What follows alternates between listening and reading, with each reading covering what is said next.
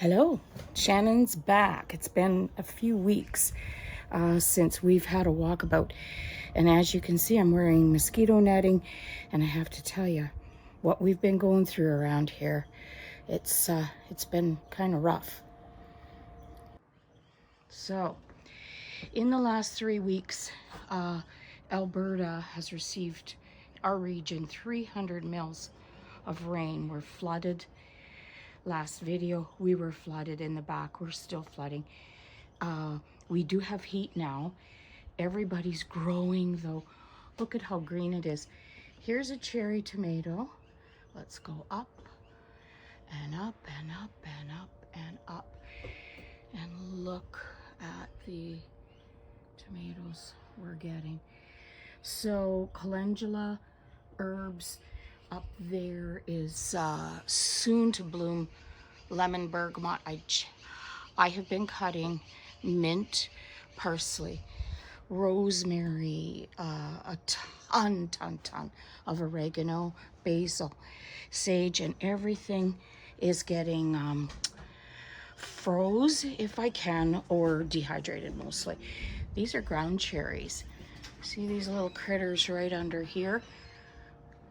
They have a little yellow cherry in them, and as soon as this husk gets dark or a lighter color, they drop, and I've been dehydrating them. Another cherry tomato on the deck. The nasturtium flowers, I'm drying tons along with the leaves, and they're going into tea. Tiger lilies, marigolds, thriving. So I was out this morning. Here's the funniest, crookedest carrots in the whole wide world. All the onions rotted in the rain. I do cut the zinnias each time they get about like this. I can root them again, and it gives me 2 offshoots. I pick oregano every day. A few last little pieces of rhubarb. The Saskatoons are just barely starting today, so we'll be watching them this week. Calendula, I've did a big prune this morning. That goes into skincare. Every time I see a raspberry cane that's shooting up where it shouldn't be, I will dry it, and it goes into my tea. Here's the pretty dahlias. They're just starting. So the cut flowers going into the house are plentiful. Spinach did not make it. And the yarrow, I just grow it anywhere. And this is really medicinal and absolutely beautiful. The corn, it's ornamental corn. The peas are growing and crawling up the corn, as well as the dill. Actually harvested a lot of dill. So look how green we are. When you have a flood every day, you're green. Here's the honeyberries. They were picked. Well, I've got a few back there. I could crawl back. Yeah, there's a few just straggling along. They're all in the freezer. Also made a compote out of them. So we've been eating haskap or honeyberry tarts and all kinds of stuff. I will crawl back and get the few that are left. When you flood like this, you also get a ton of mosquitoes. Here's the black currants. They're starting to come now. So I think 1 week I'll be picking now. Check out the tomatoes that are in the 5-gallon pots. This is a Rosa Sicilian, and this is the plants that came, those seeds, about 3 months late. My goodness, are we ever catching up? They are incredible, and they are flowering, and we have tons of bee activity. With our floods brought bees. Don't know why. We've never had bee activity like this before, so I'm sure happy. This is a Black Prince. It's sort of it's going to be that Roma tomato size. And back here is our brandy wine. I've gotten one nice tomato off there. I let them ripen on the plant, so they take a little longer, but oh my gosh, there's nothing tastes better. We're going to be doing a lot of tomato dishes. I'm gonna pick that one and ripen it, try and see if I can fast track it, just because I want to eat it. Look at these guys. Aren't they beautiful?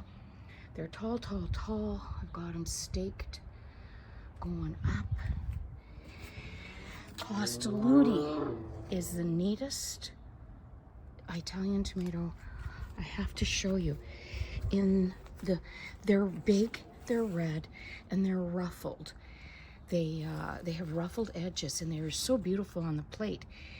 And then you see them now, just these little green guys all ruffled, just like they're supposed to be. All the tomatoes and herbs thriving, because we got the heat coming now.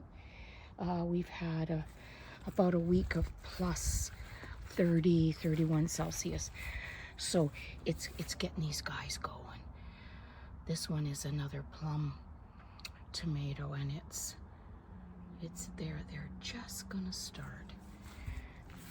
This is a German striped, and it was a slow starter, probably my weakest tomato of all. Sure didn't want to do anything. I only got one that, oops, there's a sucker. That's got to come out. Don't want that. Leaves are curling a little bit, and you know, we're under the west wall, and flooding or not, they don't all get the water back here.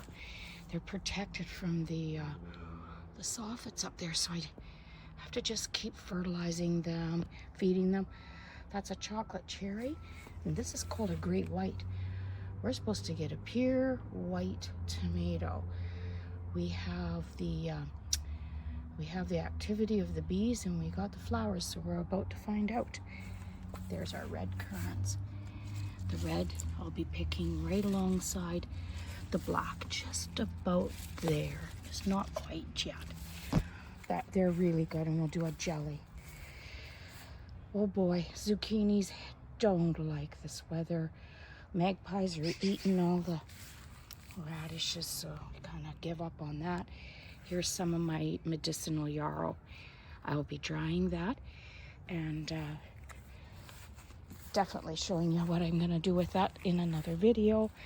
Nasturtiums like this weather, and the beans are doing okay. They're gonna crawl up here, and the cut flowers are in amongst. So we're getting there, and I'll show you once I go in. I'll show you how I'm dehydrating the different things. Here's our cherry. Wade screened it with some netting. The magpies are stealing the cherries before as soon as they get red, they just bombard it. Again, these cherries aren't made for the, oh, there's my nemesis neighbor's cat coming over here to pee all over my stuff. Oh boy, I'll be back. Okay, kind of lost it there. This is the buttercup squash. It's had a couple fertilized, but they seem to be, see, there's one down here, but they're dropping, so I don't think that they're ready and producing yet, but I'm sure hoping so. I'm excited about that one. Hi everybody, just gonna show you, this is my dehydrator, and my first layer is nasturtium flowers and leaves. I lay them in a thin layer. And the second one, raspberries and leaves, and they'll just shrivel right up. Here's a jar of raspberry and spearmint. So I dry the spearmint leaves and the raspberry leaves. I'm just mixing them. I'll be putting the nasturtiums in here to make 3-4 of these loose leaf jars for my tea.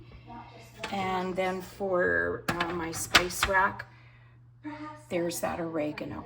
Just rip the leaves off, put the lid on, and you know what?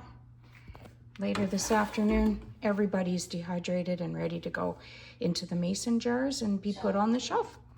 It works so good. Okay, so here's these are the bigger onions. They're not rotted and they're developing okay. The beets that again, were drowned earlier, are coming along.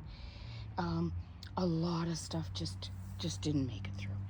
The peas, as they're supposed to, are growing up the hollyhocks. So that's good. Got a few coming. And the tomatoes on this side, this is again a west wall. And they're protected a little bit with the hollyhock, but depending on the wind, and there's my marigolds to keep everybody bug-free.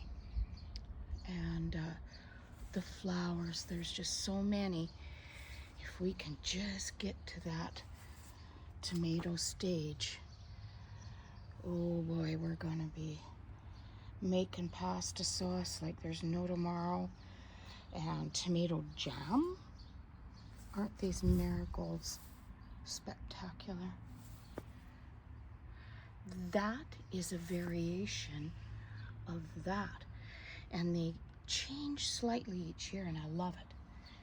We're getting just beautiful. One last little Rosa Sicilian in the corner here. Some carrots, some thyme, and all the cucumbers were in here, but they all died. They were just mowed over.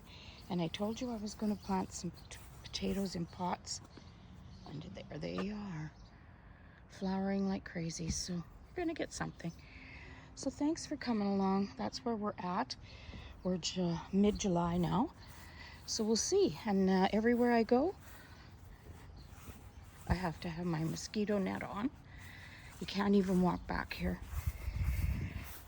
Have a fabulous day, guys. Thanks for coming along. And let's keep an eye on these beautiful flowers and see if they're going to turn us into some fruit. Take care, like, and subscribe. Bye-bye.